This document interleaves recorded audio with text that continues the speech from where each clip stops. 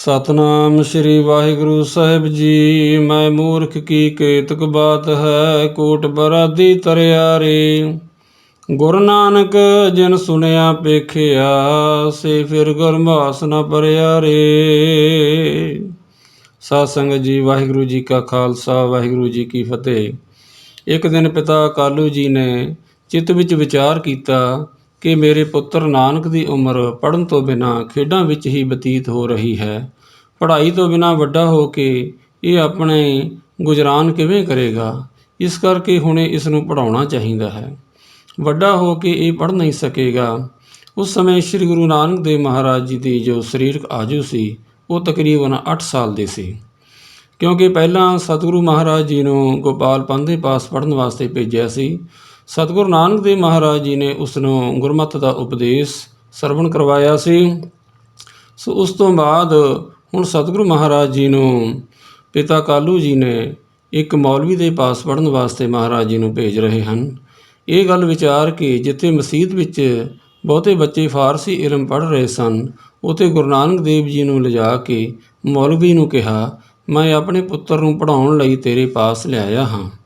ਜਿਹੜਾ ਦਿਨ ਚੰਗਾ ਹੋਵੇ ਉਹ ਤੂੰ ਦੱਸ ਦੇ। ਇਹ ਗੱਲ ਸੁਣ ਕੇ ਮੌਲਵੀ ਨੇ ਕਿਹਾ, ਕੱਲ੍ਹ ਦਾ ਦਿਨ ਚੰਗਾ ਹੈ, ਤੁਸੀਂ ਕੱਲ੍ਹ ਲਿਆ ਕੇ ਬਿਠਾ ਜਾਣਾ। ਤੇਰਾ ਪੁੱਤਰ ਬੜਾ ਅਕਲ ਵਾਲਾ ਹੈ, ਇਹ ਛੇਤੀ ਪੜ੍ਹ ਜਾਏਗਾ। ਇੰਝ ਸੁਣ ਕੇ ਬਾਬਾ ਕਾਲੂ ਜੀ ਵਾਪਸ ਘਰ ਆ ਗਏ ਅਤੇ ਦੂਜੇ ਦਿਨ ਸਵੇਰੇ ਪੁੱਤਰ ਨੂੰ ਨਾਲ ਲੈ ਕੇ ਮਸੀਤ ਵਿੱਚ ਆ ਪਹੁੰਚੇ। ਕੁਝ ਕੁ ਮਠਿਆਈ ਅਤੇ 1 ਰੁਪਈਆ ਅੱਗੇ ਰੱਖ ਕੇ ਮੁੱਲਾਂ ਦੇ ਸਪੁਰਦ ਗੁਰੂ ਨਾਨਕ ਦੇਵ ਜੀ ਨੂੰ ਕਰ ਦਿੱਤਾ।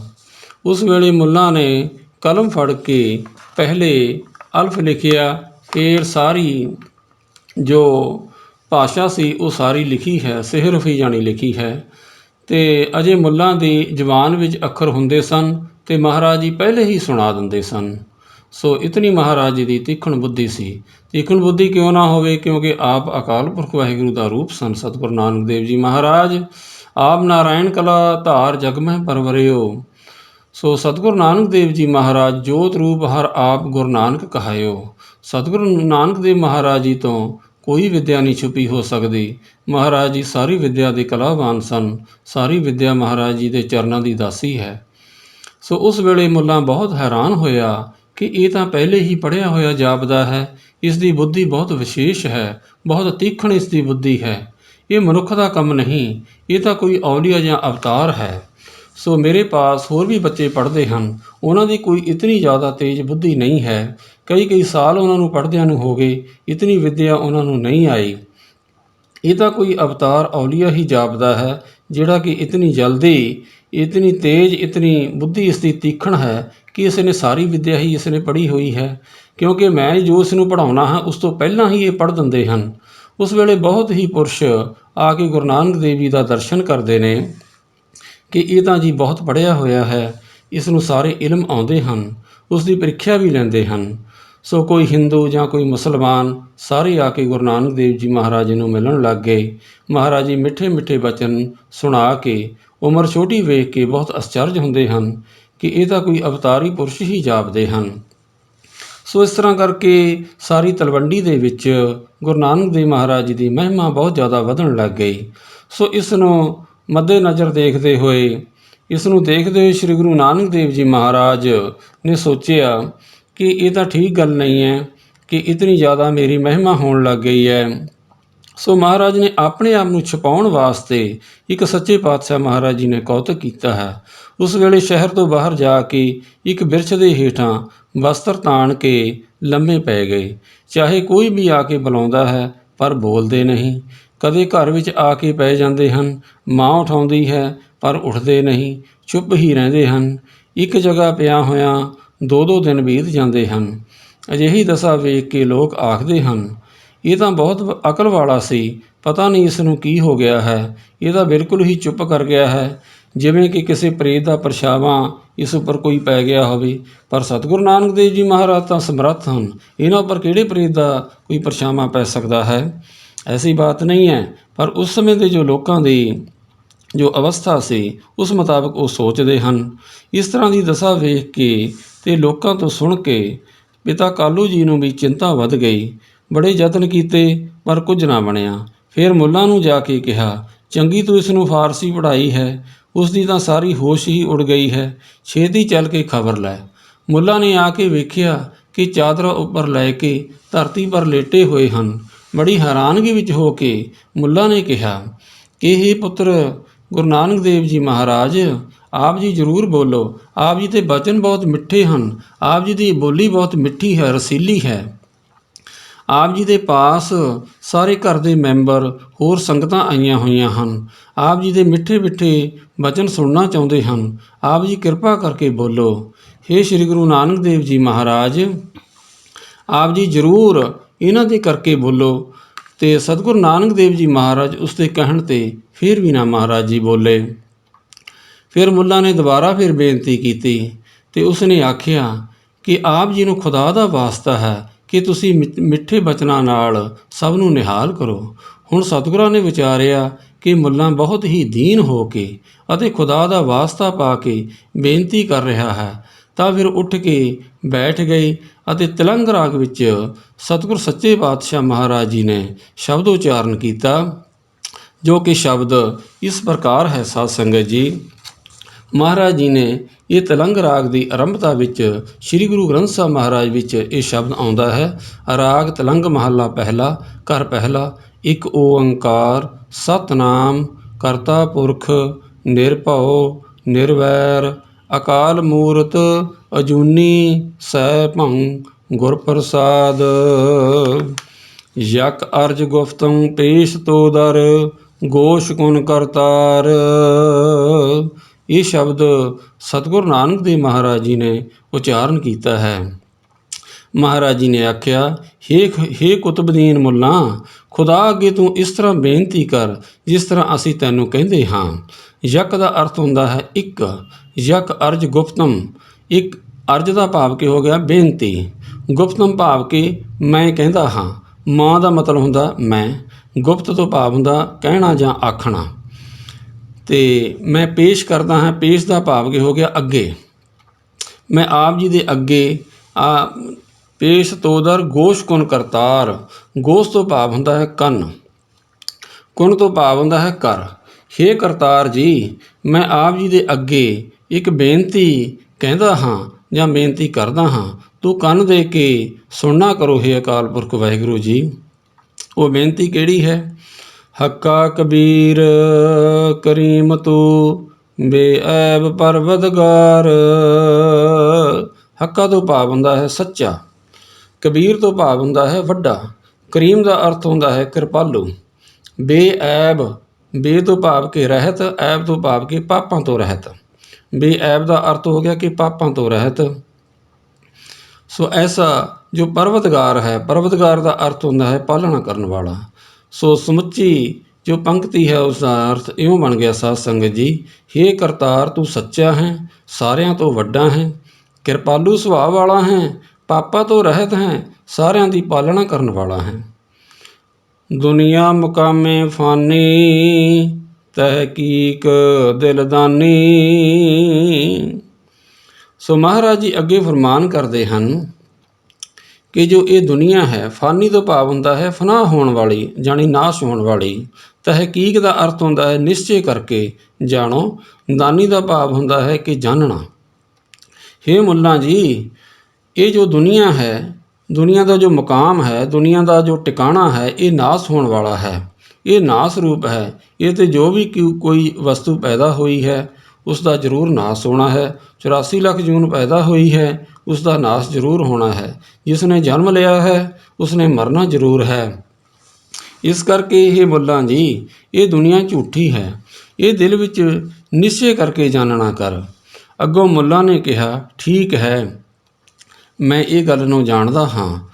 ਮਾਮਸਰ ਮੂਏ ਅਜ਼ਰਾਈਲ ਗਿਰਫਤ ਹੈ, ਦਿਲ ਹੀਚ ਨਾ ਦਾਨੀ ਰਹਾਉ। ਮਮ ਤੋਂ ਭਾਵ ਕਿ ਮੇਰੇ। ਮੂਏ ਦਾ ਅਰਥ ਹੁੰਦਾ ਹੈ ਰੋਮ, ਭਾਵ ਕਿ ਕੇਸ। ਗਿਰਫਤਾ ਦਾ ਅਰਥ ਹੁੰਦਾ ਹੈ ਫੜੇ ਹੋਏ, ਭਾਵ ਕਿ ਪਕੜੇ ਹੋਏ। ਹੇਚ ਕੁਝ ਨਾ, ਦਾਨੀ ਨਹੀਂ ਜਾਣਿਆ, ਤੂੰ ਕੁਝ ਵੀ ਨਹੀਂ ਜਾਣਿਆ ਕਿ ਮੇਰੇ ਸਿਰ ਦੇ ਵਾਲ ਅਜ਼ਰਾਈਲ ਨਾਮੇ ਜਮ ਨੇ ਫੜੇ ਹੋਏ ਹਨ। ਸੋ ਇਸ ਤਰ੍ਹਾਂ ਕਰਕੇ ਮਹਾਰਾਜ ਜੀ ਨੇ ਇਹ ਰਹਾਉ ਦੀਆਂ ਪੰਕਤੀਆਂ ਦੇ ਵਿੱਚ ਇਹ ਮੁੱਲਾ ਜੀ ਨੂੰ ਸੱਚੇ ਪਾਤਸ਼ਾਹ ਮਹਾਰਾਜ ਜੀ ਨੇ ਉਪਦੇਸ਼ ਦੀ ਬਖਸ਼ਿਸ਼ ਕੀਤੀ ਹੈ। ਸੋ ਉਸ ਤੋਂ ਬਾਅਦ ਜੀ ਜੋ ਮੁੱਲਾ ਜੀ ਨੇ ਉਹਨਾਂ ਨੇ ਕਿਹਾ ਤੇ ਉਹਨਾਂ ਨੇ ਫਰਮਾਇਆ ਕਿ ਇਹ ਜੋ ਕੁਝ ਆਪ ਜੀ ਨੇ ਫਰਮਾਇਆ ਹੈ, हे ਗੁਰੂ ਨਾਨਕ ਦੇਵ ਜੀ ਮਹਾਰਾਜ, ਇਹ ਆਪ ਜੀ ਬਿਲਕੁਲ ਠੀਕ ਫਰਮਾ ਰਹੇ ਹੋ। ਨਾਲੇ ਮੁੱਲਾ ਹੈਰਾਨ ਹੁੰਦਾ ਹੈ ਕਿ ਇਤਨੀ ਛੋਟੀ ਉਮਰ ਦੇ ਵਿੱਚ ਇਤਨੀ ਵੱਡੀ ਇਹਨਾਂ ਦੀ ਵਿਚਾਰ, ਇਹ ਤਾਂ ਬਜ਼ੁਰਗਾਂ ਵਾਲੀ ਵਿਚਾਰ ਹੁੰਦੀ ਹੈ। ਉਮਰ ਇਸ ਦੀ ਛੋਟੀ ਹੈ ਪਰ ਇਸ ਦੇ ਵਿਚਾਰ ਬਹੁਤ ਉੱਚੇ ਹਨ। ਇਹ ਤਾਂ ਕੋਈ ਪੀਰ ਪੈਗੰਬਰ ਔਲੀਆ ਹੀ ਹੋ ਸਕਦੇ ਹਨ, ਪਰ ਮਹਾਰਾਜ ਜੀ ਤਾਂ ਪੀਰਾਂ ਪੈਗੰਬਰਾਂ ਔਲੀਆਂ ਤੋਂ ਵੀ ਵੱਡੇ ਖੁਦ ਪਾਰਬ੍ਰਹਮ ਪਰਮੇਸ਼ਰ ਨੇ। ਪਰ ਇਹ ਆਪ ਜੀ ਦਾ ਜੋ ਪਰਿਵਾਰ ਹੈ, ਇਸ ਬਾਰੇ ਆਖਣ ਲੱਗੇ ਮੁੱਲਾ ਜੀ ਕਿ ਇਹ ਬਹੁਤ ਚਿੰਤਾਤੁਰ ਹੈ। ਇਹਨਾਂ ਨੂੰ ਬਹੁਤ ਚਿੰਤਾ ਹੋਈ ਪਈ ਹੈ ਕਿ ਜਿਵੇਂ ਇਹ ਪ੍ਰਸੰਨ ਹੋਣ, ਆਪ ਜੀ ਉਸ ਤਰ੍ਹਾਂ ਦੀ ਆਪ ਕਰਿਆ ਕਰੋ। ਇਹ ਆਪ ਜੀ ਦੇ ਮੋਹ ਵਿੱਚ ਫਸੇ ਹੋਏ ਹਨ ਤੇ ਆਪ ਜੀ ਤਾਂ ਜੋ ਮੋਹ ਤੋਂ ਉੱਪਰ ਦੀਆਂ ਗੱਲਾਂ ਨੇ। ਆਪ ਜੀ ਤਾਂ ਪਰਮੇਸ਼ਰ ਦੇ ਪ੍ਰੇਮ ਦੀਆਂ ਗੱਲਾਂ ਕਰਦੇ ਹੋ। ਆਪ ਜੀ ਤਾਂ ਆਖਦੇ ਹੋ ਕਿ ਜੋ ਦੁਨਿਆਵੀ ਮੋਹ ਹੈ ਇਹ ਝੂਠਾ ਹੈ, ਪਰ ਜੋ ਇੱਕ ਦੁਨੀਆ ਦੀ ਰੀਤ ਬਣੀ ਹੋਈ ਹੈ ਉਸ ਮੁਤਾਬਕ ਸੱਚੇ ਪਾਤਸ਼ਾਹ ਮਹਾਰਾਜ ਜੀਓ, ਆਪ ਜੀ ਇਹਨਾਂ ਨੂੰ ਪ੍ਰਸੰਨ ਕਰਨ ਵਾਸਤੇ ਆਪ ਜੀ ਜ਼ਰੂਰ ਬੋਲੋ। ਆਪ ਜੀ ਇਸ ਤਰ੍ਹਾਂ ਦੀ ਜੋ ਆਪ ਨੇ ਰੀਤੀ ਧਾਰਨ ਕੀਤੀ ਹੋਈ ਹੈ ਉਹ ਇਹਨਾਂ ਨੂੰ ਚੰਗੀ ਨਹੀਂ ਲੱਗਦੀ। ਇਹ ਸੁਣ ਕੇ ਗੁਰੂ ਜੀ ਨੇ ਕਿਹਾ ਕਿ ਜੋ ਆਪ ਜੀ ਇਹ ਮੈਨੂੰ ਜੋ ਦੁਨਿਆਵੀ ਰਿਸ਼ਤਿਆਂ ਵਿੱਚ ਉਲਝਾ ਰਹੇ ਹੋ, ਮਹਾਰਾਜ ਜੀ ਉਸ ਬਾਰੇ ਇਸ ਤਰ੍ਹਾਂ ਫਿਰ ਫਰਮਾਨ ਕਰਦੇ ਹਨ। ਜਨ ਪਿਸਰ ਪਦਰ ਬਿਰਾਦਰਾਂ ਕਸ ਨੇਸ ਦਸਤੰਗੀਰ। ਜਨ ਤੋਂ ਭਾਵ ਹੁੰਦਾ ਇਸਤਰੀ। ਇਹ ਤੇ ਜਨ ਜੱਜੇ ਦੇ ਪੈਰ ਵਿੱਚ ਬਿੰਦੀ ਲਾ ਕੇ ਦੇ ਅਰਥ ਆਪਾਂ ਨੂੰ ਕਰਨੇ ਪੈਣਗੇ। ਔਰ ਇੱਥੇ ਨੰਨੇ ਨੂੰ ਕੋਈ ਔਂਕੜ ਨਹੀਂ ਲੱਗਿਆ ਹੋਇਆ। ਜੇ ਨੰਨੇ ਨੂੰ ਔਂਕੜ ਹੋਵੇ, ਜੱਜੇ ਦੇ ਪੈਰ ਵਿੱਚ ਬਿੰਦੀ ਨਾ ਹੋਵੇ ਤੇ ਨੰਨੇ ਨੂੰ ਔਂਕੜ ਲੱਗਿਆ ਹੋਵੇ ਤਾਂ ਉਸ ਦਾ ਅਰਥ ਹੋ ਜਾਂਦਾ ਹੈ ਦਾਸ। ਜਿਵੇਂ ਆਪਾਂ ਗੁਰਬਾਣੀ ਵਿੱਚ ਪੜ੍ਹਦੇ ਹਾਂ, ਹਰ ਕੀ ਜਨ ਸਤਿਗੁਰੂ ਸਤਿਪੁਰਖਾ ਬਿਨਿਓ ਕਰੋ ਗੁਰ ਪਾਸ। ਉੱਥੇ ਜਨ ਤੋਂ ਭਾਵ ਹੋ ਜਾਂਦਾ ਹੈ ਦਾਸ ਭਾਵ ਕੇ। ਸੋ ਇੱਥੇ ਜਨ ਦਾ ਅਰਥ ਹੈ ਜਿਹੜਾ ਕਿ ਜੱਜਾ ਨੰਨਾ ਕੱਲਾ ਮਹਾਰਾਜ ਨੇ ਲਿਖਿਆ ਹੈ, ਇਸ ਦਾ ਅਰਥ ਹੋ ਜਾਂਦਾ ਹੈ ਇਸਤਰੀ। ਪਿਸਰ ਤੋਂ ਭਾਵ ਹੁੰਦਾ ਹੈ ਪੁੱਤਰ। ਪਦਰ ਤੋਂ ਭਾਵ ਹੁੰਦਾ ਹੈ ਪਿਓ। ਬਿਰਾਦਰਾ ਤੋਂ ਭਾਵ ਹੁੰਦਾ ਹੈ ਭਰਾ, ਜਿਵੇਂ ਅਸੀਂ ਅੰਗਰੇਜ਼ੀ ਵਿੱਚ ਬ੍ਰਦਰ ਕਹਿ ਦਿੰਦੇ ਹਾਂ। ਕਸ ਤੋਂ ਭਾਵ ਕਿ ਕੋਈ, ਨੇਸ ਭਾਵ ਕਿ ਨਹੀਂ, ਦਸਤੰਗੀਰ ਹੱਥ ਦੇ ਫੜਨ ਵਾਲਾ ਭਾਵ ਕਿ ਤੇਰਾ ਦਰਗਾਹ ਵਿੱਚ ਕੋਈ ਹੱਥ ਫੜਨ ਵਾਲਾ ਇਹਨਾਂ ਵਿੱਚੋਂ ਨਹੀਂ ਹੈ। ਨਾ ਹੀ ਆਪਣੀ ਇਸਤਰੀ ਨੇ, ਨਾ ਹੀ ਪੁੱਤਰ ਨੇ, ਪਿਓ ਨੇ, ਕੋਈ ਭਰਾਵਾਂ ਨੇ, ਦਰਗਾਹ ਵਿੱਚ ਕਿਸੇ ਨੇ ਹੱਥ ਨਹੀਂ ਫੜਨਾ। ਉੱਥੇ ਤਾਂ ਕੇਵਲ ਨਾਮ ਜਾਂਦਾ ਹੈ। ਜਹ ਮਾਤ ਪਿਤਾ ਸੁਤ ਮੀਤ ਨਾ ਭਾਈ, ਮਨ ਉਹਾ ਨਾਮ ਤੇਰਾ ਸੰਗ ਸਹਾਈ। ਇਸ ਕਰਕੇ ਹੇ ਮੁੱਲਾ ਜੀ, ਇਸਤਰੀ, ਪੁੱਤਰ, ਪਿਓ ਤੇ ਭਰਾਵਾਂ ਵਿੱਚੋਂ ਕੋਈ ਵੀ ਦਰਗਾਹ ਵਿੱਚ ਹੱਥ ਫੜਨ ਵਾਲਾ ਨਹੀਂ ਹੋਵੇਗਾ। ਆਖਰ ਬਿਅਫਤਮ ਕਸਨਾ ਦਾਰਦ, ਚੂੰ ਸ਼ਬਦ ਤਕਬੀਰ। ਆਖਿਰ ਤੋਂ ਭਾਵ ਹੁੰਦਾ ਕਿ ਓੜਕ ਨੂੰ, ਭਾਵ ਕਿ ਅੰਤਲੇ ਸਮੇਂ ਨੂੰ।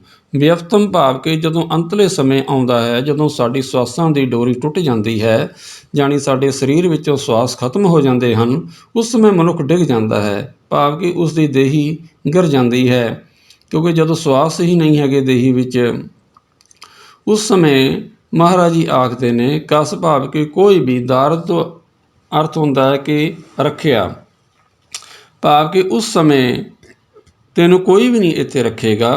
ਸ਼ਬਦ ਤੋਂ ਭਾਵ ਹੈ ਕਿ ਹੋਵੇਗਾ। ਤਕਬੀਰ ਤੋਂ ਭਾਵ ਕਿ ਕੋਣਾ, ਜਿਵੇਂ ਮਰਨਾ ਭਾਵ ਕਿ ਜਦੋਂ ਐਸਾ ਤੇਰਾ ਮਰਨਾ ਹੋਵੇਗਾ ਐ ਮਨੁੱਖ, ਤੇ ਅੰਤ ਨੂੰ ਜ਼ਮੀਨ ਪਰ ਡਿੱਗੇਗਾ, ਤਦ ਕੋਈ ਵੀ ਇਸ ਦੀ ਰੱਖਿਆ ਕਰਨ ਵਾਲਾ ਨਹੀਂ ਹੋਵੇਗਾ। ਕਿਉਂਕਿ ਇੱਥੇ ਸਾਰਿਆਂ ਦੇ ਦੇਖਦੇ ਦੇਖਦੇ ਹੀ ਘਰ ਦੇ ਮੈਂਬਰ ਕੋਲ ਖੜ੍ਹੇ ਹੀ ਰਹਿ ਜਾਂਦੇ ਨੇ ਤੇ ਮਨੁੱਖ ਸਰੀਰ ਨੂੰ ਛੱਡ ਕੇ ਚਲਾ ਜਾਂਦਾ ਹੈ। ਸੋ ਉਸ ਦਾ ਜੋ ਸੂਖਸ਼ਮ ਸਰੀਰ ਹੈ ਤੇ ਆਪਣੇ ਕਰਮਾਂ ਦੀ ਪੋਟੜੀ ਮੰਨ ਕੇ ਉਹ ਦਰਗਾਹ ਵਿੱਚ ਲੇਖਾ ਦੇਣ ਵਾਸਤੇ ਚਲਾ ਜਾਂਦਾ ਹੈ। ਸੋ ਇਸ ਤਰ੍ਹਾਂ ਕਰਕੇ ਇੱਥੇ ਜੋ ਆਪਣੇ ਰਿਸ਼ਤੇਦਾਰ ਸਾਕ ਸੰਬੰਧੀ ਨੇ, ਉਹਨਾਂ ਵਿੱਚੋਂ ਕੋਈ ਵੀ ਸਾਥ ਨਹੀਂ ਦਿੰਦਾ। ਜਿਵੇਂ ਸ੍ਰੀ ਗੁਰੂ ਤੇਗ ਬਹਾਦਰ ਸਾਹਿਬ ਮਹਾਰਾਜ ਜੀ ਫਰਮਾਨ ਕਰਦੇ ਨੇ, ਜਗਤ ਮੈਂ ਝੂਠੀ ਦੇਖੀ ਪ੍ਰੀਤ, ਆਪਣੇ ਹੀ ਸੁਖ ਸਿਉ ਸਭ ਲਾਗੈ, ਕਿਆ ਦਾਰਾ ਕਿਆ ਮੀਤ, ਮੇਰੋ ਮੇਰੋ ਸਭੇ ਕਹਿਤ ਹੈ, ਹਿਤ ਸਿਉ ਮਾਂਧਿਓ ਚੀਤ, ਅੰਤ ਕਾਲ ਸੰਗੀ ਨਹਿ ਕਉ, ਇਹ ਅਚਰਜ ਹੈ ਰੀਤ, ਮਨ ਮੂਰਖ ਅਜਹੁ ਨਹਿ ਸਮਝਤ, ਸਿੱਖਦਾ ਹਾਰਿਓ ਨੀਤ, ਨਾਨਕ ਭਉ ਜਲ ਪਾਰ ਪਰੈ, ਜੋ ਗਾਵੈ ਪ੍ਰਭ ਕੇ ਗੀਤ। ਪ੍ਰਭੂ ਦੇ ਗੀਤ, ਪ੍ਰਭੂ ਦੀ ਬਾਣੀ ਪੜ੍ਹੀ ਹੋਈ, ਪ੍ਰਭੂ ਦਾ ਨਾਮ ਜਪਿਆ ਹੋਇਆ ਹੀ ਨਾਲ ਜਾਂਦਾ ਹੈ। ਸੋ ਹੋਰ ਜਿਹੜੇ ਕੋਈ ਰਿਸ਼ਤੇਦਾਰ ਸਾਕ ਸੰਬੰਧੀ ਨੇ, ਮਾਤਾ ਪਿਤਾ ਹੋ ਗਏ, ਕੋਈ ਵੀ ਨਾਲ ਨਹੀਂ ਨਿਭਦੇ ਹੈ। ਸੋ ਇਸ ਤਰ੍ਹਾਂ ਕਰਕੇ ਉੱਥੇ ਮਨੁੱਖ ਨੂੰ ਇਕੱਲੇ ਨੂੰ ਹੀ ਜਾਣਾ ਪੈਂਦਾ ਹੈ। ਇਸ ਤਰ੍ਹਾਂ ਦੇ ਅਮੋਲਕ ਬਚਨ ਸੁਣ ਕੇ ਮੌਲਵੀ ਨੇ ਕਿਹਾ, ਆਪ ਜੀ ਦੀ ਉਮਰ ਛੋਟੀ ਹੈ, ਆਪ ਜੀ ਤਾਂ ਕੋਈ ਅਵਤਾਰ ਉਤਰੇ ਲੱਗਦੇ ਹੋ, ਸੋ ਆਪ ਬਾਲਕ ਅਵਸਥਾ ਵਿੱਚ ਹੀ ਬੰਦਗੀ ਕਰ ਰਹੇ ਹੋ, ਆਪ ਜੀ ਧੰਨ ਹੋ। ਸੋ ਇਸ ਤਰ੍ਹਾਂ ਕਰਕੇ ਫਿਰ ਉਹ ਜਦ ਗੁਰੂ ਸਾਹਿਬ ਜੀ ਦੀ ਉਸਤਤ ਕਰਦਾ ਹੈ, ਪਰ ਗੁਰੂ ਸਾਹਿਬ ਜੀ ਨਿਮਰਤਾ ਵਾਲੇ ਬਚਨ ਅੱਗੇ ਇਸ ਤਰ੍ਹਾਂ ਫਿਰ ਫਰਮਾਨ ਕਰਦੇ ਨੇ, ਸਭ ਰੋਜ਼ ਗਸਤਮ ਦਰ ਹਵਾ, ਕਰ ਦੇਮ ਬਦੀ ਖਿਆਲ। ਸਭ ਤੋਂ ਅਰਥ ਹੁੰਦਾ ਹੈ ਸੱਸਾ ਬੱਬਾ ਸਭ, ਸਭ ਦਾ ਅਰਥ ਹੁੰਦਾ ਹੈ ਰਾਤ, ਰੋਜ਼ ਤੋਂ ਅਰਥ ਹੁੰਦਾ ਹੈ ਦਿਨ, ਗਸਤਮ ਭਾਵ ਕਿ ਫਿਰਦਾ ਹੈ। ਜਿਵੇਂ ਆਪਾਂ ਕਹਿੰਦੇ ਹਾਂ ਪੁਲਿਸ ਗਸਤ ਕਰਦੀ ਫਿਰਦੀ ਹੈ, ਭਾਵ ਕਿ ਪੁਲਿਸ ਗੇੜੇ ਦਿੰਦੀ ਫਿਰਦੀ ਹੈ। ਸੋ ਗਸਤਮ ਤੋਂ ਭਾਵ ਹੁੰਦਾ ਹੈ ਕਿ ਮੈਂ ਫਿਰਦਾ ਹਾਂ। ਪਿੱਛੇ ਗਸਤ ਦਾ ਭਾਵ ਹੁੰਦਾ ਹੈ ਫਿਰਨਾ, ਪਿੱਛੇ ਮਾਂ ਲੱਗ ਗਿਆ, ਉਸ ਤੋਂ ਭਾਵ ਕਿ ਮੈਂ ਫਿਰਦਾ ਹਾਂ। ਦਰ ਅੰਦਰ, ਹਵਾ ਦਾ ਅਰਥ ਹੁੰਦਾ ਹੈ ਇੱਛਾ, ਜਾਂ ਆਪਾਂ ਕਹਿ ਲਈਏ ਕੋਈ ਜਾਂ ਤ੍ਰਿਸ਼ਨਾ। ਕਰਦੇਮ ਕਰਦਾ ਹਾਂ, ਬਦੀ ਭਾਵ ਕਿ ਮੈਂ ਖੋਟੇ ਖਿਆਲ ਕਰਦਾ ਹਾਂ। ਸੋ ਇਸ ਤਰ੍ਹਾਂ ਕਰਕੇ ਸਾਧ ਸੰਗਤ ਜੀ, ਮਹਾਰਾਜ ਜੀ ਨੇ ਫਰਮਾਇਆ ਹੈ ਕਿ ਰਾਤ ਦਿਨ ਮੈਂ ਇੱਛਾ ਦੇ ਅੰਦਰ ਫਿਰਦਾ ਹਾਂ ਅਤੇ ਮੈਂ ਖੋਟੇ ਖਿਆਲਾਂ ਨੂੰ ਕਰਦਾ ਹਾਂ। ਸੋ ਪਰ ਮਹਾਰਾਜ ਜੀ ਦੇ ਕੋਈ ਖਿਆਲ ਖੋਟੇ ਨਹੀਂ, ਮਹਾਰਾਜ ਜੀ ਤੇ ਉੱਚੇ ਸੁੱਚੇ ਖਿਆਲ ਨੇ। ਸੋ ਪਰ ਸਤਿਗੁਰ ਮਹਾਰਾਜ ਜੀ ਦੇ ਵਿੱਚ ਇਤਨੀ ਜ਼ਿਆਦਾ ਨਿਮਰਤਾ ਹੈ। ਆਪਸ ਕਉ ਜੋ ਜਾਣੈ ਨੀਚਾ, ਸੋ ਗਨੀਐ ਸਭ ਤੇ ਉੱਚਾ। ਕਿਉਂਕਿ ਮਹਾਰਾਜ ਜੀ ਸਭ ਤੋਂ ਉੱਚੇ ਨੇ। ਇਹ ਉੱਚੇ ਹੋਣ ਦਾ ਤਰੀਕਾ ਹੈ। ਜਿਹੜਾ ਆਪਣੇ ਆਪ ਨੂੰ ਨੀਵਾਂ ਸਦਾਏਗਾ, ਉਸ ਨੂੰ ਮੁਰਾਤਬਾ ਸਭ ਤੋਂ ਉੱਚਾ ਮਿਲੇਗਾ। ਜਿਸ ਤਰ੍ਹਾਂ ਕਿ ਇੱਕ ਪੌਦਾ ਹੈ, ਉਸ ਦੀ ਜੜ ਜਿਤਨੀ ਜ਼ਿਆਦਾ ਡੂੰਘੀ ਜਾਏਗੀ ਧਰਤੀ ਦੇ ਵਿੱਚ, ਉਹ ਉਤਨਾ ਹੀ ਉੱਚਾ ਜਾਏਗਾ ਉਹ ਦਰਖਤ। ਜਿਹੜੇ ਦਰਖਤ ਦੀਆਂ ਉਚਾਈਆਂ ਬਹੁਤੀਆਂ ਨਹੀਂ ਹੁੰਦੀਆਂ, ਉਹਨਾਂ ਦੀਆਂ ਜੜ੍ਹਾਂ ਵੀ ਹੋਛੀਆਂ ਹੀ ਹੁੰਦੀਆਂ ਹਨ, ਭਾਵ ਕਿ ਧਰਤੀ ਦੇ ਵਿੱਚ ਬਹੁਤੀਆਂ ਡੂੰਘੀਆਂ ਨਹੀਂ ਹੁੰਦੀਆਂ। ਜਿਹੜੇ ਦਰਖਤ ਬਹੁਤ ਉੱਚੇ ਜਾਂਦੇ ਹਨ, ਉਹਨਾਂ ਦੀਆਂ ਜੜ੍ਹਾਂ ਵੀ ਬਹੁਤ ਡੂੰਘੀਆਂ ਹੁੰਦੀਆਂ ਹਨ, ਭਾਵ ਕਿ ਜੜ ਨਿਮਰਤਾ ਵੱਲ ਜਾਂਦੀ ਹੈ ਤਾਂ ਜਿਹੜਾ ਦਰਖਤ ਹੈ ਉਹ ਉਚਾਂਦ ਵੱਲ ਜਾਂਦਾ ਹੈ। ਇਸ ਤਰ੍ਹਾਂ ਕਰਕੇ ਜਿਹੜਾ ਕੋਈ ਮਨੁੱਖ ਆਪਣੇ ਮਨ ਦੇ ਵਿੱਚ ਨਿਮਰਤਾ ਧਾਰਨ ਕਰਕੇ ਰੱਖਦਾ ਹੈ, ਸੋ ਉਸ ਨੂੰ ਉੱਚੇ ਮੁਰਾਤਬੇ ਮਿਲਦੇ ਹਨ, ਉੱਚਾ ਹੋ ਜਾਂਦਾ ਹੈ ਉਹ ਮਨੁੱਖ। ਉੱਚਾ ਅਕਾਲ ਪੁਰਖ ਵਾਹਿਗੁਰੂ ਹੈ, ਉੱਚੇ ਅਕਾਲ ਪੁਰਖ ਵਾਹਿਗੁਰੂ ਵਿੱਚ ਐਸਾ ਮਨੁੱਖ ਅਭੇਦ ਹੋ ਜਾਂਦਾ ਹੈ। ਸੋ ਸਤਿਗੁਰੂ ਨਾਨਕ ਦੇਵ ਮਹਾਰਾਜ ਜੀ ਨੇ ਐਸੇ ਨਿਮਰਤਾ ਦੇ ਬਚਨ ਸੁਣਾਏ ਕਿ ਮੇਰੇ ਮਨ ਦੇ ਵਿੱਚ ਤਾਂ ਖੋਟੇ ਖਿਆਲ ਆਉਂਦੇ ਰਹਿੰਦੇ ਹਨ। ਗਾਹੇ ਨਾ ਨੇਕੀ ਕਾਰ ਕਰਦਮ, ਮਮ ਈਚ ਨੀ ਅਹਿਵਾਲ। ਗਾਹੇ ਭਾਵ ਕਿ ਕਦੇ, ਵਾ ਨੇਕੀ, ਨੇਕੀ ਤੋਂ ਭਾਵ ਹੁੰਦਾ ਭਲਾਈ, ਚੰਗੇ ਕਰਮ ਕਰਨੇ। ਮਮ ਤੋਂ ਭਾਵ ਕਿ ਮੇਰਾ, ਈਚ ਨੀ ਇਸ ਤਰ੍ਹਾਂ ਦਾ ਜਾਣੋ। ਅਹਿਵਾਲ, ਅਹਿਵਾਲ ਤੋਂ ਅਰਥ ਹੁੰਦਾ ਹੈ ਹਾਲ। ਇਹ ਤੇ ਜੋ ਸੰਪਰਦਾਈ ਜੋ ਦਮਦਮੀ ਟਕਸਾਲ ਦਾ ਜੋ ਪਾਠ ਹੈ, ਇਹ ਈਚ ਨੀ ਇਕੱਠਾ ਪਾਠ ਕਰਨਾ ਹੈ। ਕਈ ਪੋਥੀਆਂ ਵਿੱਚ ਈ ਵੱਖਰਾ ਲਿਖਿਆ ਹੁੰਦਾ ਹੈ, ਚੀਨੀ ਵੱਖਰਾ ਲਿਖਿਆ ਹੁੰਦਾ ਹੈ। ਸੋ ਇਹ ਪਾਠ ਟਕਸਾਲ ਦਾ ਇਕੱਠਾ ਪਾਠ ਹੈ। ਸੋ ਮਹਾਰਾਜ ਜੀ ਨੇ ਫਰਮਾਇਆ ਹੈ, ਭਲਾਈ ਦੀ ਕਾਰ ਕਰਨੀ ਮੈਂ ਕਦੇ ਵੀ ਗ੍ਰਹਿਣ ਨਹੀਂ ਕੀਤੀ। ਜਾਣਨਾ ਕਰੋ ਮੇਰਾ ਇਸ ਤਰ੍ਹਾਂ ਦਾ ਹਾਲ ਹੋ ਰਿਹਾ ਹੈ। ਤੇ ਪਰ ਸਤਿਗੁਰੂ ਮਹਾਰਾਜ ਜੀ ਤਾਂ ਸਭ ਤੋਂ ਉੱਚੇ ਹਨ, ਸੁੱਚੇ ਹਨ ਮਹਾਰਾਜ ਜੀ। ਮਹਾਰਾਜ ਜੀ ਦਾ ਜੀਵਨ ਪਾਵਨ ਪਵਿੱਤਰ ਹੈ। ਸੋ ਇਤਨੀ ਜ਼ਿਆਦਾ ਜਦੋਂ ਨਿਮਰਤਾ ਵਾਲੇ ਬਚਨ ਮੁੱਲਾਂ ਨੇ ਜਦੋਂ ਸੁਣੇ, ਤਾਂ ਮੁੱਲਾਂ ਦਾ ਜੋ ਮਨ ਹੈ, ਇਸ ਤਰ੍ਹਾਂ ਦੇ ਬਚਨ ਸੁਣ ਕੇ ਉਸ ਦਾ ਮਨ ਸ਼ਰਧਾ ਦੇ ਵਿੱਚ ਆ ਗਿਆ। ਮੁੱਲਾਂ ਦਾ ਮਨ ਵੀ ਨਿਮਰਤਾ ਦੇ ਵਿੱਚ ਆ ਗਿਆ। ਉਸ ਦੇ ਮਨ ਵਿੱਚ ਸ਼ਰਧਾ ਵੱਧ ਗਈ। ਉਸ ਨੇ ਸੋਚਿਆ ਹੈ ਕਿ ਮੈਂ ਕੋਈ ਲਾਭ ਉਠਾ ਲਵਾਂ, ਇਹ ਤਾਂ ਕੋਈ ਅਵਤਾਰੀ ਪੁਰਸ਼ ਹਨ ਅਤੇ ਮੇਰਾ ਵੀ ਪਾਰ ਉਤਾਰਾ ਹੋ ਜਾਏਗਾ। ਮੇਰੀ ਇਤਨੀ ਵੱਡੀ ਉਮਰ ਹੋ ਗਈ ਹੈ, ਮੈਂ ਇਤਨੀ ਵੱਡੀ ਉਮਰ ਵਿੱਚ ਵੀ ਮੋਹ ਮਾਇਆ ਦੇ ਮਮਤਾ ਦੇ ਵਿੱਚੋਂ ਮੇਰਾ ਮਨ ਦਾ ਖਿਆਲ ਨਹੀਂ ਨਿਕਲਿਆ। ਇਹ ਬਚਪਨ ਤੋਂ ਹੀ, ਇਤਨੀ ਛੋਟੀ ਅਵਸਥਾ ਵਿੱਚ ਹੀ ਇਹ ਮੋਹ ਤੋਂ ਰਹਿਤ ਹਨ। ਸੋ ਇਹਨਾਂ ਨੇ ਸਾਰੇ ਵਿਕਾਰ ਜਿੱਤੇ ਹੋਏ ਹਨ ਅਤੇ ਇਹ ਪੂਰੇ ਸਤਿਗੁਰੂ ਹਨ, ਅਤੇ ਮੈਂ ਇਹਨਾਂ ਤੋਂ ਲਾਭ ਪ੍ਰਾਪਤ ਕਰਾਂ ਅਤੇ ਮੈਨੂੰ ਮੇਰਾ ਵੀ ਤਾਂ ਕਰਕੇ ਸੰਸਾਰ ਸਮੁੰਦਰ ਤੋਂ ਮੇਰਾ ਪਾਰ ਉਤਾਰਾ ਹੋ ਜਾਵੇ। ਤਾਂ ਗੁਰੂ ਨਾਨਕ ਦੇਵ ਮਹਾਰਾਜ ਜੀ ਨੂੰ ਉਹ ਮੁੱਲਾ ਜੀ ਫਿਰ ਬੇਨਤੀ ਕਰਦੇ ਹਨ ਕਿ हे ਸਤਿਗੁਰੂ ਨਾਨਕ ਦੇਵ ਜੀ ਮਹਾਰਾਜ ਜੀ, ਆਪ ਜੀ ਕਿਰਪਾ ਕਰਕੇ ਮੇਰੀ ਝੋਲੀ ਵਿੱਚ ਉਪਦੇਸ਼ ਪਾਓ ਕਿ ਮੈਂ ਖੁਦਾ ਦੇ ਅੱਗੇ ਕਿਸ ਤਰ੍ਹਾਂ ਮੈਂ ਬੇਨਤੀ ਕਰਾਂ। ਤੋ ਸਤਿਗੁਰੂ ਨਾਨਕ ਦੇਵ ਜੀ ਮਹਾਰਾਜ ਜੀ ਆਖਦੇ ਨੇ ਕਿ ਜੇ ਤੂੰ ਆਪਣਾ ਪਾਰ ਉਤਾਰਾ ਕਰਾਉਣਾ ਹੈ, ਤੂੰ ਭਵ ਸਾਗਰ ਤੋਂ ਤਰਨਾ ਹੈ, ਤੂੰ ਸੱਚਖੰਡ ਜਾਣਾ ਹੈ, ਤਾਂ ਤੂੰ ਖੁਦਾ ਦੇ ਅੱਗੇ ਇਸ ਤਰ੍ਹਾਂ ਬੇਨਤੀ ਕਰ ਕਿ हे ਖੁਦਾ, ਮੈਂ ਬਦ ਬਖਤ ਹਮ ਚੂ ਬਖੀਲ ਗਾਫਿਲ ਬੇਨਜ਼ਰ ਬੇਬਾਕ। ਬਦ ਤੋਂ ਭਾਵ ਕਿ ਬੁਰੇ, ਬਦ ਬਖਤ, ਬਖਤ ਤੋਂ ਭਾਵ ਹੁੰਦਾ ਹੈ ਭਾਗ ਜਾਂ ਆਪਣੀ ਜਾਂ ਕਿਸਮਤ ਆਪਾਂ ਕਹਿ ਲਈਏ। ਸੋ ਮਹਾਰਾਜ ਆਖਦੇ ਨੇ ਬਦ ਬਖਤ ਭਾਵ ਕਿ ਮੇਰੀ ਖੋਟੀ ਕਿਸਮਤ ਹੈ, ਖੋਟੇ ਮੇਰੇ ਭਾਗ ਹਨ। ਹਮ ਤੋਂ ਭਾਵ ਭੀ, ਚੂ ਭਾਵ ਕਿ ਐਸੇ, ਬੇਨਜ਼ਰ ਭਾਵ ਕਿ ਮੈਂ ਅੰਨਾ ਹਾਂ, ਬੇਬਾਕ ਮੈਂ ਰੱਬ ਦੇ ਡਰ ਤੋਂ ਰਹਿਤ ਹਾਂ, ਮੈਂ ਰੱਬ ਦਾ ਡਰ ਨਹੀਂ ਮੰਨਦਾ। ਸਾਧ ਸੰਗਤ ਜੀ, ਪਰਮੇਸ਼ਰ ਦਾ ਜੋ ਡਰ ਹੈ ਇਸ ਵਿੱਚ ਬਹੁਤ ਵੱਡੀ ਬਰਕਤ ਹੁੰਦੀ ਹੈ। ਸਾਧ ਸੰਗਤ ਜੀ, ਮਹਾਰਾਜ ਕਹਿੰਦੇ ਨੇ ਭੈਕੀਆਂ ਦੇ ਸਲਾਈਆ ਨੈਣੀ ਭਾਵ ਕਾ ਕਰ ਸ਼ਿੰਗਾਰੋ ਤਾ ਸੁਹਾਗਣ ਜਾਣੀਏ ਲਾਗੀ ਜਾਂ ਸਹੋ ਤਰੇ ਪਿਆਰੋ। ਮਹਾਰਾਜ ਜੀ ਕਹਿੰਦੇ ਤੂੰ ਆਪਣੇ ਅੱਖਾਂ ਦੇ ਵਿੱਚ ਭੈ ਦਾ ਸੁਰਮਾ ਪਾ ਕੇ ਰੱਖ, ਪਰਮੇਸ਼ਰ ਦਾ ਡਰ ਧਾਰਨ ਕਰਕੇ ਰੱਖ, ਤਾਂ ਤੇਰੀਆਂ ਅੱਖਾਂ ਮਾੜਾ ਨਹੀਂ ਦੇਖਣਗੀਆਂ। ਭੈਕੀਆਂ ਦੇ ਸਲਾਈਆ ਨੈਣੀ ਭਾਵ ਕਾ ਕਰ ਸ਼ਿੰਗਾਰੋ ਭਾਵ ਕਿ ਤੂੰ ਭਾਵ ਦਾ ਸ਼ਿੰਗਾਰ ਕਰ, ਤੂੰ ਪ੍ਰੇਮ ਦਾ ਸ਼ਿੰਗਾਰ ਕਰ। ਸੋ ਇਸ ਤਰ੍ਹਾਂ ਤੂੰ ਰਹਿ ਤਾਂ ਤੈਨੂੰ ਪਰਮੇਸ਼ਰ ਦੀ ਪ੍ਰਾਪਤੀ ਹੋ ਜਾਏਗੀ। ਅਤੇ ਇੱਥੇ ਮਹਾਰਾਜ ਜੀ ਆਖਦੇ ਨੇ ਕਿ ਇਸ ਗੱਲ ਨੂੰ ਤੂੰ ਕਬੂਲ ਕਰ ਕਿ ਮੈਂ ਖੋਟਿਆਂ ਭਾਗਾਂ ਵਾਲਾ ਹਾਂ, ਮੈਂ ਐਸਾ ਈਰਖਾ ਵਖੀਲੀ ਦੇ ਕਰਨ ਵਾਲਾ ਹਾਂ। हे ਪ੍ਰਭੂ, ਆਪ ਤੋਂ ਗਾਫਲ ਭਾਵ ਕਿ ਮੈਂ ਭੁੱਲਿਆ ਹੋਇਆ ਹਾਂ, ਮੈਂ ਅੰਨਾ ਹਾਂ ਅਤੇ ਮੈਂ ਆਪ ਜੀ ਦੇ ਡਰ ਤੋਂ ਰਹਿਤ ਹਾਂ, ਮੈਂ ਆਪ ਜੀ ਦਾ ਡਰ ਨਹੀਂ ਮੰਨਦਾ। ਸਾਧ ਸੰਗਤ ਜੀ, ਅਸੀਂ ਕਹਿ ਦਿੰਦੇ ਹਾਂ ਕਿ ਪਰਮੇਸ਼ਰ ਤੋਂ ਡਰ ਕੇ ਰਹਿਣਾ ਚਾਹੀਦਾ ਹੈ, ਪਰ ਹਕੀਕਤ ਗੱਲ ਇਹ ਹੈ ਕਿ ਅਸੀਂ ਪਰਮੇਸ਼ਰ ਦਾ ਡਰ ਨਹੀਂ ਮੰਨਦੇ। ਪਰ ਇਸ ਗੱਲ ਨੂੰ ਹੀ ਅਸੀਂ ਕਬੂਲ ਕਰ ਲਈਏ ਕਿ हे ਪ੍ਰਭੂ, ਮੈਂ ਆਪ ਜੀ ਦਾ ਡਰ ਨਹੀਂ ਮੰਨਦਾ, ਮੈਂ ਅੰਨਾ ਹਾਂ। हे ਵਾਹਿਗੁਰੂ, ਆਪ ਜੀ ਕਣ ਕਣ ਵਿੱਚ ਵਿਆਪਕ ਹੋ, ਮੈਨੂੰ ਆਪ ਜੀ ਦੇ ਦਰਸ਼ਨ ਦੀਦਾਰੇ ਨਹੀਂ ਹੋ ਰਹੇ, ਇਸ ਕਰਕੇ ਮੈਂ ਮਾਇਆ ਦੇ ਵਿੱਚ ਮਾਇਆ ਧਾਰੀ ਅਤ ਅੰਨਾ ਬੋਲਾ, ਸ਼ਬਦ ਨਾ ਸੁਣਾਈ ਬਹੁ ਰੋਲ ਕਚੋਲਾ। ਮੈਂ ਮਹਾਰਾਜ ਜੀ ਮਾਇਆ ਦੇ ਪਿੱਛੇ ਲੱਗਿਆ ਹੋਇਆ ਮੇਰਾ ਮਨ, ਇਸ ਕਰਕੇ ਸੱਚੇ ਪਾਤਸ਼ਾਹ ਮਹਾਰਾਜ ਜੀ ਮੈਂ ਅੰਨਾ ਹਾਂ, ਮੈਂ ਆਪ ਜੀ ਦੇ ਡਰ ਤੋਂ ਰਹਿਤ ਹਾਂ। ਸੋ ਆਪ ਜੀ ਦਾ ਜੋ ਡਰ ਹੈ ਇਸ ਦੀ ਮੇਰੇ ਉੱਪਰ ਆਪ ਬਖਸ਼ਿਸ਼ ਕਰੋ। ਜਦ ਅਸੀਂ ਇਹ ਗੱਲ ਨੂੰ ਕਬੂਲ ਹੀ ਕਰ ਲਵਾਂਗੇ, ਮੰਨ ਲਵਾਂਗੇ ਕਿ ਅਸੀਂ ਅੰਨੇ ਹਾਂ, ਅਸੀਂ ਪਰਮੇਸ਼ਰ ਦੇ ਡਰ ਤੋਂ ਰਹਿਤ ਹਾਂ, ਤਾਂ ਪਰਮੇਸ਼ਰ ਸਾਡੇ ਉੱਪਰ ਫਿਰ ਕਿਰਪਾ ਕਰੇਗਾ। ਜੇ ਅਸੀਂ ਪਹਿਲੇ ਹੀ ਆਖੀ ਜਾਈਏ ਗੁਰੂ ਸਾਹਿਬ ਨੂੰ ਕਿ ਮੈਂ ਤਾਂ ਬਹੁਤ ਚੰਗਾ ਹਾਂ, ਮੇਰੇ ਵਿੱਚ ਤਾਂ ਕੋਈ ਔਗਣ ਹੀ ਨਹੀਂ ਹੈ, ਉੱਥੇ ਕਿਰਪਾ ਨਹੀਂ ਹੋਇਆ ਕਰਦੀ। ਇਹ ਕਿਰਪਾ ਲੈਣ ਵਾਸਤੇ ਸਾਨੂੰ ਇਹ ਕਬੂਲਣਾ ਪੈਣਾ। ਜਿਸ ਤਰ੍ਹਾਂ ਕਿ ਉਸ ਮੁੱਲਾ ਨੂੰ ਮਹਾਰਾਜ ਜੀ ਸਮਝਾ ਰਹੇ ਨੇ ਕਿ ਤੂੰ ਖੁਦਾ ਦੇ ਅੱਗੇ ਇਸ ਤਰ੍ਹਾਂ ਬੇਨਤੀ ਕਰ ਕਿ ਮੈਂ ਇਸ ਤਰ੍ਹਾਂ ਦਾ ਹਾਂ। ਤੋ ਸਾਨੂੰ ਵੀ ਸਾਧ ਸੰਗਤ ਜੀ, ਸਤਿਗੁਰੂ ਨਾਨਕ ਦੇਵ ਮਹਾਰਾਜ ਜੀ, ਸ੍ਰੀ ਗੁਰੂ ਗ੍ਰੰਥ ਸਾਹਿਬ ਮਹਾਰਾਜ ਜੀ ਅੱਗੇ ਐਸੀ ਬੇਨਤੀ ਕਰਨੀ ਚਾਹੀਦੀ ਹੈ ਕਿ ਸੱਚੇ ਪਾਤਸ਼ਾਹ ਮਹਾਰਾਜ ਜੀਓ, ਇਹ ਜੋ ਆਪ ਜੀ ਨੇ ਮੁੱਲਾਂ ਨੂੰ ਉਪਦੇਸ਼ ਦਿੱਤਾ ਹੈ, ਸੱਚੇ ਪਾਤਸ਼ਾਹ ਜੀਓ, ਸਾਡੀ ਵੀ ਐਸੀ ਹੀ ਹਾਲਤ ਹੈ। ਅਸੀਂ ਵੀ ਆਪ ਜੀ ਤੋਂ ਭੁੱਲੇ ਹੋਏ ਹਾਂ, ਅਸੀਂ ਨਾਮ ਤੋਂ ਅਸੀਂ ਭੁੱਲ ਜਾਂਦੇ ਹਾਂ ਮਹਾਰਾਜ ਜੀ, ਅਸੀਂ ਬਾਣੀ ਤੋਂ ਅਸੀਂ ਭੁੱਲੇ ਹੋਏ ਹੋ ਜਾਂਦੇ ਹਾਂ, ਅਸੀਂ ਆਪ ਜੀ ਦੀ ਬਾਣੀ ਛੱਡ ਦਿੰਦੇ ਹਾਂ, ਅਸੀਂ ਨਾਮ ਜਪਣਾ ਛੱਡ ਦਿੰਦੇ ਹਾਂ, ਅਸੀਂ ਆਪ ਜੀ ਨੂੰ ਭੁੱਲ ਜਾਂਦੇ ਹਾਂ। ਸੱਚੇ ਪਾਤਸ਼ਾਹ ਮਹਾਰਾਜ ਜੀਓ, ਮੈਂ ਆਪ ਜੀ ਦਾ ਸੱਚੇ ਪਾਤਸ਼ਾਹ ਜੀ ਉਹ ਡਰ ਨਹੀਂ ਧਾਰਨ ਕਰਦਾ।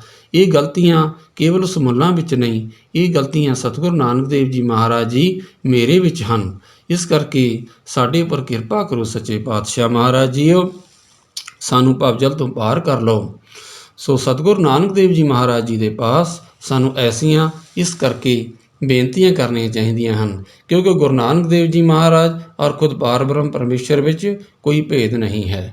ਅੱਗੇ ਸਤਿਗੁਰੂ ਨਾਨਕ ਦੇਵ ਜੀ ਮਹਾਰਾਜ ਜੀ ਫਰਮਾਨ ਕਰਦੇ ਹਨ ਕਿ ਸਾਨੂੰ ਪਰਮੇਸ਼ਰ ਦੇ ਅੱਗੇ ਹੋਰ ਕੀ ਬੇਨਤੀ ਕਰਨੀ ਚਾਹੀਦੀ ਹੈ, ਤਾਂ ਕਰਕੇ ਅਸੀਂ ਪਰਮੇਸ਼ਰ ਦੀ ਦਰਗਾਹ ਵਿੱਚ ਅਸੀਂ ਪ੍ਰਵਾਨ ਹੋ ਜਾਈਏ। ਮਹਾਰਾਜ ਜੀ ਫਰਮਾਨ ਕਰਦੇ ਹਨ, ਨਾਨਕ ਬਗੋਇਦ ਜਨ ਤੁਰਾ ਤੇਰੇ ਚਾਕਰਾਂ ਪਾਖਾਕ।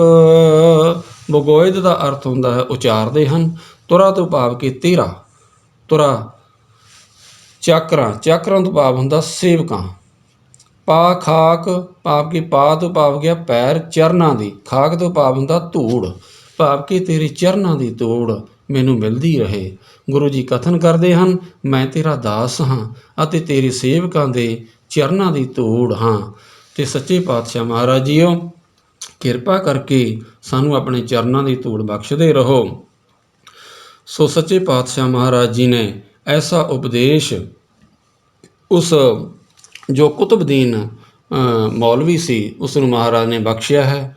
ਸੋ ਸਤ ਸੰਗਤ ਜੀ, ਅੱਜ ਇਹ ਉਪਦੇਸ਼ ਸਤਿਗੁਰੂ ਨਾਨਕ ਦੇਵ ਜੀ ਮਹਾਰਾਜ ਜੀ ਸਾਨੂੰ ਬਖਸ਼ਿਸ਼ ਕਰ ਰਹੇ ਹਨ, ਕਿਉਂਕਿ ਅਸੀਂ ਜਦੋਂ ਗੁਰਬਾਣੀ ਪੜ੍ਹਦੇ ਹਾਂ ਸੋ ਇਹ ਮਹਾਰਾਜ ਜੀ ਦਾ ਉਪਦੇਸ਼ ਫਿਰ ਸਾਡੇ ਵਾਸਤੇ ਹੁੰਦਾ ਹੈ। ਸੋ ਜੋ ਬੇਨਤੀਆਂ ਮੁੱਲਾਂ ਨੇ ਕੀਤੀਆਂ ਹਨ ਉਹ ਬੇਨਤੀਆਂ ਸਾਨੂੰ ਉਸੇ ਤਰ੍ਹਾਂ ਹੀ ਗੁਰੂ ਨਾਨਕ ਸਾਹਿਬ ਮਹਾਰਾਜ ਜੀ ਦੇ ਚਰਨਾਂ ਵਿੱਚ ਸਾਨੂੰ ਕਰਨੀਆਂ ਚਾਹੀਦੀਆਂ ਹਨ, ਤਾਂ ਕਰਕੇ ਸਾਡਾ ਵੀ ਭਾਰ ਉਤਾਰਾ ਹੋ ਜਾਵੇ ਅਤੇ ਔਰ ਅਸੀਂ ਵੀ ਸੱਚਖੰਡ ਵਿੱਚ ਚਲੇ ਜਾਈਏ, ਅਸੀਂ ਵੀ 84 ਦੇ ਗੇੜ ਤੋਂ ਸਾਡਾ ਖਹਿੜਾ ਛੁੱਟ ਜਾਵੇ। ਸੋ ਮਹਾਰਾਜ ਜੀ ਨੇ ਐਸੇ ਉੱਚੇ ਜੋ ਸਿੱਖਿਆਦਾਇਕ ਮਹਾਰਾਜ ਜੀ ਨੇ ਬਚਨ ਸੁਣਾਏ, ਮਿੱਠੇ ਬਚਨ ਸੁਣਾਏ। ਸੋ ਇਸ ਤਰ੍ਹਾਂ ਕਰਕੇ ਮਹਾਰਾਜ ਜੀ ਨੇ ਉੱਥੇ ਸਾਰੀਆਂ ਸੰਗਤਾਂ ਦਾ ਉਧਾਰ ਕੀਤਾ ਜੋ ਗੁਰੂ ਨਾਨਕ ਸਾਹਿਬ ਮਹਾਰਾਜ ਨੂੰ ਮਿਲਣ ਆਏ ਸਨ, ਔਰ ਉਸ ਮੌਲਵੀ ਦਾ ਉਧਾਰ ਕੀਤਾ। ਮੌਲਵੀ ਉਸ ਤੋਂ ਬਾਅਦ ਫਿਰ ਭਗਤੀ ਕਰਨ ਲੱਗ ਗਿਆ ਔਰ ਪਰਮੇਸ਼ਰ ਵਿੱਚ ਅਭੇਦ ਕਰਵਾ ਦਿੱਤਾ ਸਤਿਗੁਰੂ ਨਾਨਕ ਦੇਵ ਜੀ ਮਹਾਰਾਜ ਜੀ ਨੇ। ਸੋ ਇਸ ਤਰ੍ਹਾਂ ਕਰਕੇ ਮਹਾਰਾਜ ਜੀ ਨੇ ਸਾਰਿਆਂ ਨੂੰ ਤਾਰਿਆ। ਮਹਾਰਾਜ ਜੀ ਫਿਰ ਆਪਣੀ ਰਜਾ ਦੇ ਵਿੱਚ ਹੀ ਰਹਿੰਦੇ ਰਹੇ। ਮੁੱਲਾਂ ਨੇ ਆਖਿਆ ਕਿ ਆਪ ਜੀ ਨੂੰ ਜੋ ਚੰਗਾ ਲੱਗਦਾ ਹੈ, ਹੇ ਗੁਰੂ ਨਾਨਕ ਦੇਵ ਜੀ ਮਹਾਰਾਜ ਆਪ ਜੀ ਉਸੇ ਤਰ੍ਹਾਂ ਹੀ ਵਿਚਰੋ। ਸੋ ਇਹ ਬੇਨਤੀ ਕਰਕੇ ਮੁੱਲਾਂ ਜੀ ਅਤੇ ਪਿਤਾ ਕਾਲੂ ਜੀ ਵਾਪਸ ਆਪਣੇ ਘਰ ਚਲੇ ਗਏ।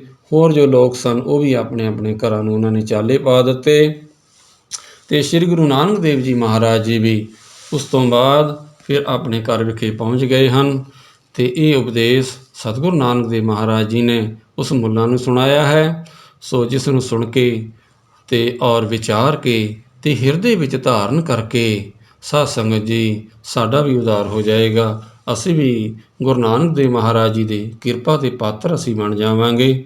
ਸੋ ਮਹਾਰਾਜ ਜੀ ਕਿਰਪਾ ਕਰਨ, ਅਸੀਂ ਵੀ ਗੁਰੂ ਦੇ ਉਪਦੇਸ਼ਾਂ ਦੇ ਉੱਪਰ ਅਸੀਂ ਚੱਲੀਏ, ਸਤਿਗੁਰੂ ਨਾਨਕ ਦੇਵ ਮਹਾਰਾਜ ਜੀ ਦੇ ਉਪਦੇਸ਼ ਨੂੰ ਅਸੀਂ ਧਾਰਨ ਕਰੀਏ। ਸਤਿਗੁਰੂ ਨਾਨਕ ਦੇਵ ਜੀ ਮਹਾਰਾਜ ਸਾਰਿਆਂ ਦਾ ਉਧਾਰ ਕਰਦੇ ਹਨ। ਖੱਤਰੀ ਬ੍ਰਾਹਮਣ ਸੂਦ ਵੈਸ ਉਪਦੇਸ਼ ਚਹੁ ਵਰਨਾ ਕਉ ਸਾਂਝਾ। ਮਹਾਰਾਜ ਜੀ ਦਾ ਸਾਰੇ ਵਰਨਾਂ ਨੂੰ, ਸਾਰੇ ਲੋਕਾਂ ਨੂੰ ਸਾਂਝਾ ਉਪਦੇਸ਼ ਹੈ ਸ਼੍ਰੀ ਗੁਰੂ ਨਾਨਕ ਦੇਵ ਮਹਾਰਾਜ ਜੀ ਦਾ। ਸੋ ਐਸੇ ਬਚਨਾਂ ਨੂੰ ਭਾਈ ਅਸੀਂ ਕਮਾਈਏ, ਨਾਮ ਜਪੀਏ, ਬਾਣੀ ਪੜ੍ਹੀਏ, ਸੇਵਾ ਕਰੀਏ, ਸਿਮਰਨ ਕਰੀਏ। ਸਾਧ ਸੰਗਤ ਜੀ ਇਸ ਤਰ੍ਹਾਂ ਬੋਲਦਿਆਂ ਹੋਇਆਂ ਬੇਅੰਤ ਗਲਤੀਆਂ ਭੁੱਲਾਂ ਚੁੱਕਾਂ ਹੋ ਜਾਂਦੀਆਂ ਹਨ। ਸਾਧ ਸੰਗਤ ਜੀ ਆਪ ਜੀ ਤੋਂ ਖਿਮਾ ਦੇ ਜਾਚਕ ਹਾਂ। ਅੱਗੋਂ ਵਾਸਤੇ ਸਤਿਗੁਰੂ ਮਹਾਰਾਜ ਜੀ ਸਮਤ ਬਖਸ਼ਣ ਜੀ। ਸਾਧ ਸੰਗਤ ਜੀ ਸਾਰੇ ਗੱਜ ਕੇ ਆਖੋ ਜੀ, ਵਾਹਿਗੁਰੂ ਜੀ ਕਾ ਖਾਲਸਾ, ਵਾਹਿਗੁਰੂ ਜੀ ਕੀ ਫਤਿਹ।